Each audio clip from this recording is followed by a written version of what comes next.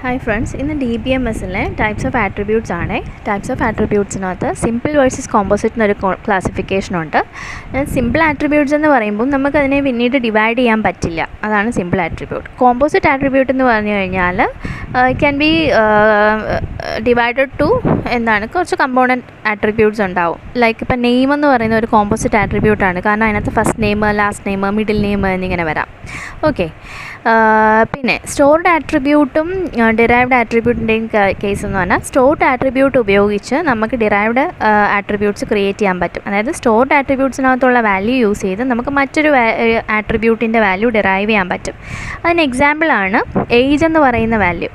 Age എന്ന് പറയുന്ന ഒരു ഡിറൈവ്ഡ് ആട്രിബ്യൂട്ടാണ് which can be derived from the stored attribute date of birth. Okay. അടുത്ത് വരുന്നത് single valued and multi valued. Multi വാല്യൂഡിന് എക്സാമ്പിളാണ് phone number. Multiple values store ചെയ്യാൻ പറ്റും. ബട്ട് സിംഗിൾ വാല്യൂ എന്ന് പറയുമ്പോൾ